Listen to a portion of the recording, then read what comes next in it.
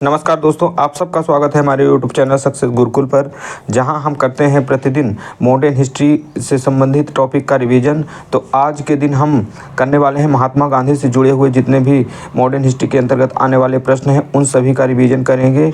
और ये सभी प्रश्न आपके सभी परीक्षाओं की दृष्टि से इम्पोर्टेंट भी होने वाले हैं।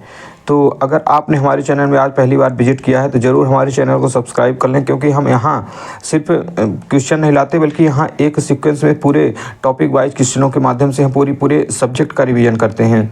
तो हमने मिडेवल हिस्ट्री और एनिशिएंट हिस्ट्री का तो संपूर्ण रिवीजन कर लिया था, और अब हम मॉडर्न हिस्ट्री का रिवीजन कर रहे हैं, जहां आधे से ज़्यादा टॉपिक तो हम रिवीजन कर चुके हैं। बस अब कुछ ही टॉपिक बचे हैं जिनके माध्यम से हम पूरा रिवीजन कर देंगे, और आपको इनको क्या है, स्पीड को आप इंक्रीज करके जल्दी से जल्दी इनको वीडियो को देखकर पूरे सब्जेक्ट का रिवीजन कर सकते हैं।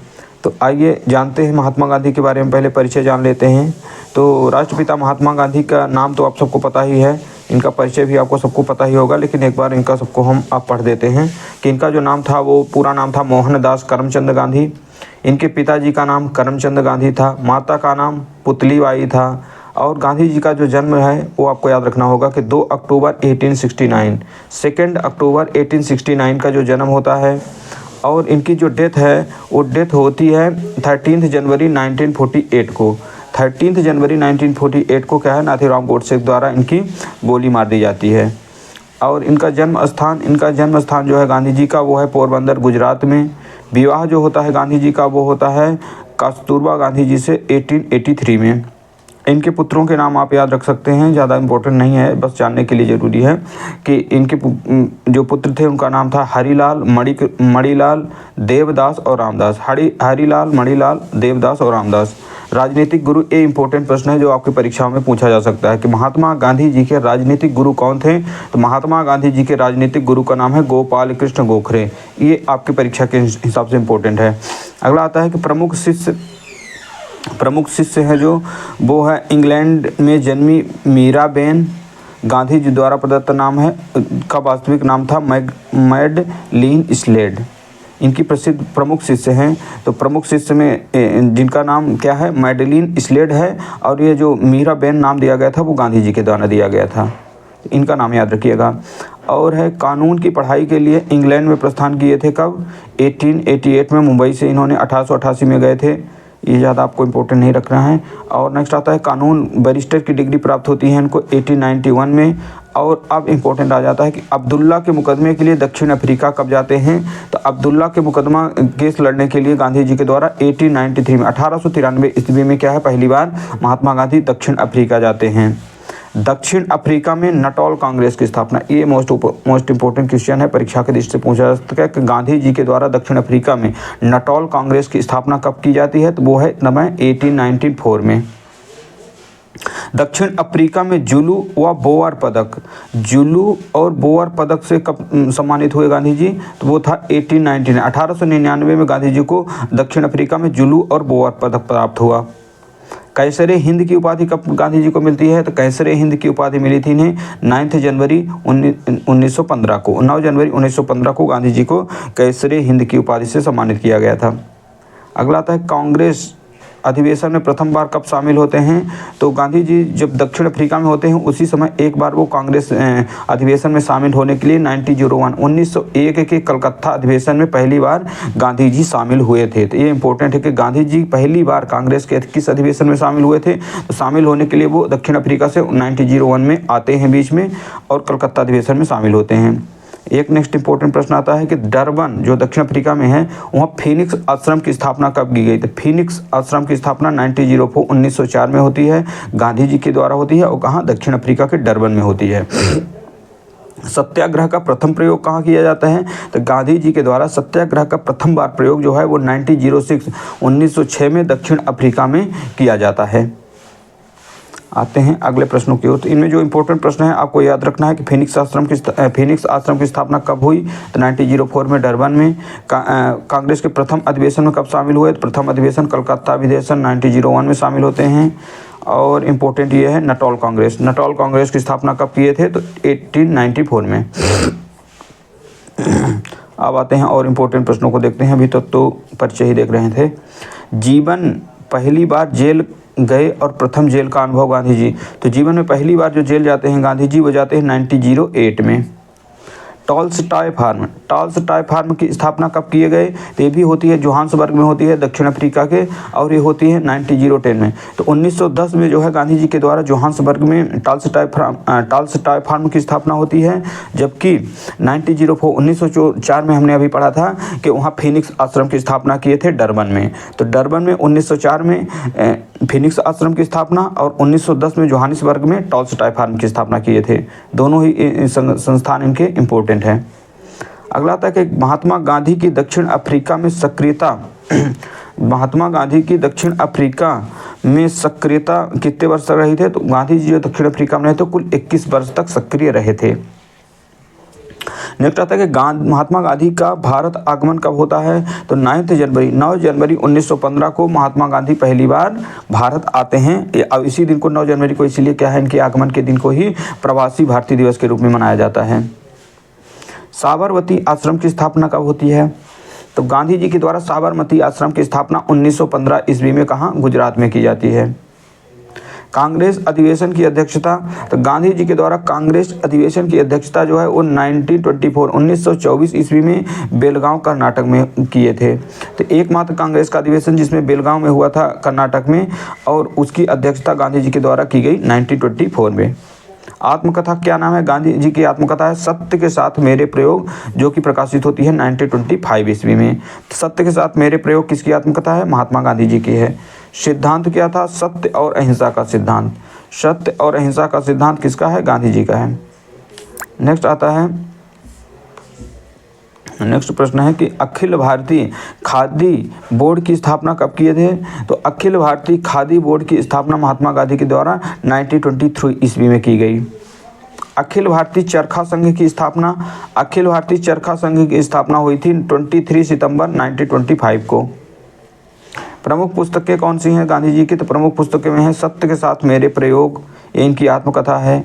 India of my dreams, India of my dreams, अनासक्त योग, हिंद स्वराज, गीता माता, सप्त महाव्रत, गांधी जी का वास्तविक दर्शन व पश्चिमी सभ्यता का विरोध है किसमें, सप्त महाव्रत में।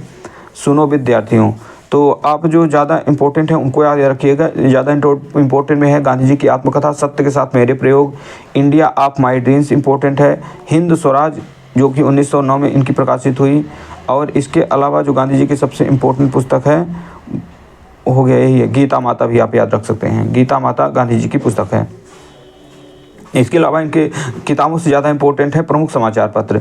समाचार पत्रों में हो जाते हैं इनके, एक तो है the green pamphlet. The green pamphlet जो है ये दक्षिण अफ्रीका ने राजकोट से प्रकाशित हुआ था, तो ये 1896 ईस्वी में प्रकाशित होता है द ग्रीन पैम्पलेट। फिर दूसरा है इंडियन ओपिनियन, जो सबसे ज़्यादा इंपॉर्टेंट, यंग इंडिया और हरियंत। जो इंडियन ओपिनियन समाचार पत्र है ये दक्षिण अफ्रीका में 1903 से प्रकाशित होता था, और यंग इंडिया और हरियन, यंग इंडिया 1919 में और हरिजन 1932 ईस्वी में शुरू हुआ था समाचार पत्र। तो ये 3 समाचार पत्र इंपॉर्टेंट है गांधी जी के, एक तो है इंडियन ओपिनियन, दूसरा है यंग इंडिया और तीसरा कौन है, हरिजन। अब आप देख लेते हैं गांधी जी की प्रमुख उपाधियों के बारे में। तो गांधी जी को प्रमुख कौन कौन सी उपाधियां प्राप्त हुई थी, तो कैसरे हिंद की उपाधि ये ब्रिटिश सरकार के द्वारा दी जाती है गांधी जी को, और ये कब दी जाती है, 1915 में, जब क्या था, प्रथम विश्व युद्ध का समय था। प्रथम विश्व युद्ध के समय गांधी जी को ब्रिटिश सरकार के द्वारा उपाधि दी गई थी कैसर ए हिंद, जो कि उस समय का ना है सबसे बड़ा पुरस्कार हुआ करता था। भर्ती कराने वाला सार्जेंट भी, क्योंकि जब प्रथम विश्व युद्ध चल रहा था उस समय गांधी जी के द्वारा क्या है, ब्रिटिश सरकार को सपोर्ट किया जाता है और लोगों को सेना में भर्ती होने के लिए कहा जाता है, तो इसीलिए उन्हें क्या है, भर्ती करने वाला सार्जेंट कहा जाता है प्रथम विश्व युद्ध के समय। नेक्स्ट है भंगी शिरोमणि। तो भंगी शिरोमणि कहा गया है तब दक्षिण अफ्रीका प्रवास के दौरान गांधी जी को एक उपाधि मिली थी, भंगी शिरोमणि। कुली बैरिस्टर जो है दक्षिण अफ्रीका के अंग्रेज मजिस्ट्रेट के द्वारा दी गई थी। दक्षिण अफ्रीका के अंग्रेज मजिस्ट्रेट के द्वारा गांधी जी को क्या उपाधि दी गई थी, कुली बैरिस्टर। कर्मवीर जो है दक्षिण अफ्रीका के सहयोगी होने के कारण उन्हें क्या है, कर्मवीर की उपाधि प्राप्त होती है। सेवाग्राम का संत ये था आश्रम के अतिथियों के द्वारा, आश्रम के जो अतिथि थे उनके द्वारा सेवाग्राम का संत की उपाधि प्रदान की गई। आधुनिक युग के अज्ञात शत्रु, ये इम्पोर्टेंट है, बहुत इंपॉर्टेंट है। आधुनिक युग के अज्ञात शत्रु कहे थे डॉक्टर राजेंद्र प्रसाद। डॉक्टर राजेंद्र प्रसाद ने महात्मा गांधी को आधुनिक युग के अज्ञात शत्रु की उपाधि दी थी। और भी उपाधियां गांधी जी को हैं। मलंग बाबा की उपाधि जो है वो दी जाती है किसके द्वारा? कबायलियों के द्वारा दी गई थी मलंग बाबा की उपाधि। बापू जो सबसे बड़ी उपाधि है उनके, तो ये दिए थे जवाहरलाल नेहरू और CF एंड्रयूज व जवाहरलाल नेहरू के द्वारा संबोधित किया गया था क्या? बापू। देशद्रोही फकीर की संज्ञा दी थी किसने? ये था ब्रिटिश प्रधानमंत्री विंस्टन चर्चिल ने गांधी जी के लिए देशद्रोही फकीर शब्द का प्रयोग किया था। भिखारियों का राजा कहे हैं पंडित मदन मोहन मौलवी ने गांधी जी को भिखारियों का राजा कहा है। राष्ट्रपिता, वेरी वेरी इंपॉर्टेंट, राष्ट्रपिता की उपाधि दिए थे सुभाष चंद्र बोस के द्वारा गांधी जी को राष्ट्रपिता की उपाधि दी जाती है। अधनग्न फकीर कहा था विंस्टन चर्चिल ने। तो विंस्टन चर्चिल ने गांधी जी के लिए दो शब्द प्रयोग किए हैं, एक तो उनको अर्धनग्न फकीर कहा है और दूसरा देशद्रोही फकीर। तो फकीर शब्द से याद रखिएगा विंस्टन चर्चिल ही होगा। नेक्स्ट आते हैं वन मैन बाउंड्री फोर्स कहा है लॉर्ड माउंटबेटन ने। लॉर्ड माउंटबेटन के द्वारा गांधी जी के लिए क्या शब्द प्रयोग किया गया? One man boundary force. और महात्मा शब्द का संबोधन किसने किया है? तो महात्मा शब्द संबोधित किए हैं रविन्द्रनाथ टैगोर ने गांधी जी के लिए। तो इनमें जो ज़्यादा इंपॉर्टेंट है वो ये है, परीक्षा में पूछा जाता है कि महात्मा शब्द से किसने संबोधित किया था गांधी जी के लिए? तो वो थे Rabindranath Tagore. One boundary force कहा था लॉर्ड माउंटबेटन। इसके अलावा राष्ट्रपिता की उपाधि किसने दी है? तो वो दिए हैं सुभाष चंद्र बोस। इसके अलावा बापू शब्द की उपाधि किसने दी है संबोधन? तो ये दिए हैं CF एंड्रयूज व जवाहरलाल नेहरू। इसके अलावा इधर जो है आधुनिक युग के अज्ञात शत्रु, तो आधुनिक युग के अज्ञात शत्रु की संज्ञा दी गई है डॉक्टर राजेंद्र प्रसाद के द्वारा। हो गया ज़्यादा और बाकी इंपॉर्टेंट नहीं है। बायकाम सत्याग्रह जो कि कब होता है? 1924 से 1925 के बीच। इसमें अस्पृश्यता की कुप्रथा के विरोध त्रावणकोर केरल में चलाया जाता है। नेक्स्ट आते हैं, अब यहाँ से ज़्यादा इंपॉर्टेंट प्रश्नों को देखते हैं।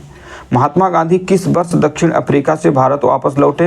तो महात्मा गांधी दक्षिण अफ्रीका से भारत लौटने का जो समय है वो है 9 जनवरी 1915।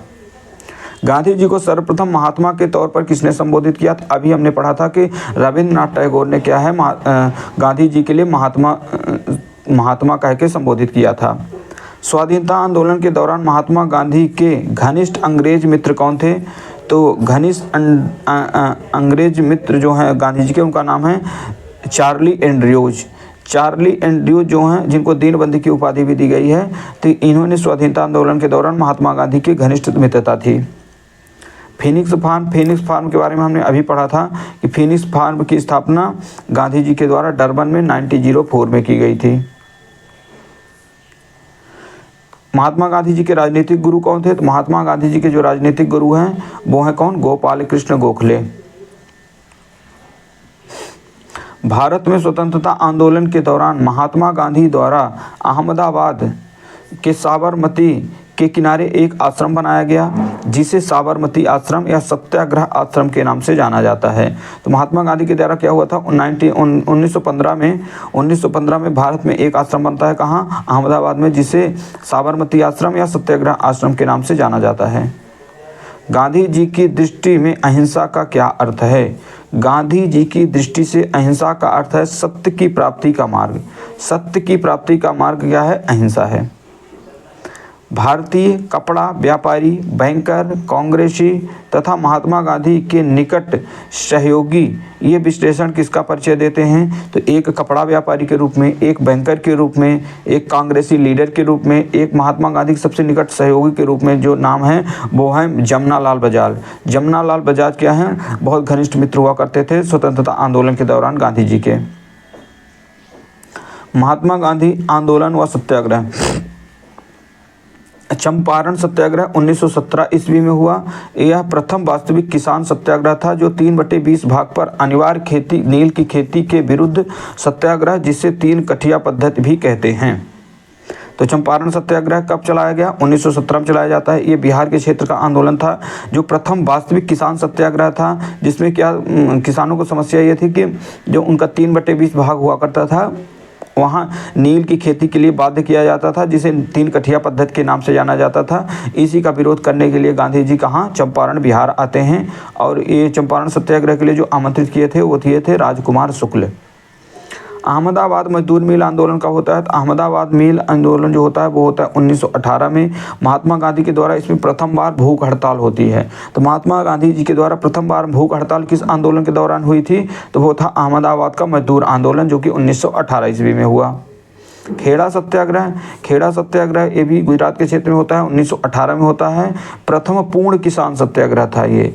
प्रथम पूर्ण किसान सत्याग्रह का आंदोलन कौन सा है? तो वो है खेड़ा सत्याग्रह 1918 में।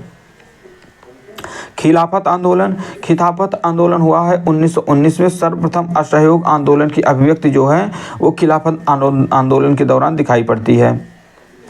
असहयोग आंदोलन का प्रारंभ होता है? तो असहयोग आंदोलन के समय प्रारंभ है 1920 में असहयोग आंदोलन प्रारंभ होता है। ये जो है प्रथम जन आंदोलन की अभिव्यक्ति जो है इसी के दौरान देखने को मिलती है। प्रथम जन आंदोलन की अभिव्यक्ति किस आंदोलन के दौरान देखी गई? तो वो है असहयोग आंदोलन 1920। सविनय अवज्ञा आंदोलन दांडी मार्च जो है 1930 में। नमक सत्याग्रह सविनय अवज्ञा आंदोलन 1930 में, इसमें होता है क्या? नमक सत्याग्रह। व्यक्तिगत सत्याग्रह कब होता है? तो व्यक्तिगत सत्याग्रह का समय है 1940 में। ऐसी में एक नारा दिया गया था दिल्ली चलो आंदोलन। दिल्ली चलो आंदोलन के नाम से भी जाना जाता है क्या? व्यक्तिगत सत्याग्रह 1940 में। भारत छोड़ो आंदोलन व अगस्त क्रांति। तो भारत छोड़ो आंदोलन जिसे अगस्त क्रांति के नाम से जाना जाता है, तो ये है 1942 में। ये गांधी जी में इसमें नारा दिया था करो या मरो, डू एंड डाई। तो ये प्रमुख आंदोलन है गांधी जी के। इसके अलावा और प्रश्नों को देखते हैं। गांधी जी के प्रमुख आश्रम कौन कौन से थे? तो गांधी जी के द्वारा जो प्रमुख आश्रम स्थापित किए जाते हैं उनमें है फिनिक्स फार्म, जिसको हम पढ़ चुके हैं, डरबन में 1904 ईस्वी में। टॉल्स्टॉय फार्म की स्थापना 1910 में जोहान्सबर्ग में। साबरमती आश्रम साबरमती नदी किनारे अहमदाबाद में, ये 1915 में। सत्याग्रह आश्रम की स्थापना भी अहमदाबाद में होती है और ये भी 1915 में। इसी साबरमती आश्रम को ही सत्याग्रह आश्रम के नाम से जाना जाता है। नेक्स्ट है अनाशक्ति आश्रम की स्थापना हुई थी 1929 में और हुई थी कौसानी उत्तराखंड में। एक सेवाग्राम आश्रम की स्थापना हुई थी 1936 में और सेवाग्राम आश्रम जो है वो वर्धा महाराष्ट्र में है। भारत के स्वतंत्रता संघर्ष के दौरान सबसे पहले सत्याग्रह किसने किया था? तो भारत के स्वतंत्रता संघर्ष के दौरान सबसे पहले सत्याग्रह किए थे गांधी जी। महात्मा गांधी भारतीय राष्ट्रीय आंदोलन के अधिवेशन में सर्वप्रथम सम्मिलित हुए। तो महात्मा गांधी पहली बार जो कांग्रेस के अधिवेशन में शामिल हुए थे वो कलकत्ता अधिवेशन था 1901 का समय, जिस समय गांधी जी अफ्रीका में रहते थे, लेकिन वो इसमें अधिवेशन में शामिल होने के लिए वहाँ से बीच में आते हैं। किसने कहा था कि विदेशी वस्त्रों की बर्बादी थी ही उनके साथ सर्वोत्तम व्यवहार है?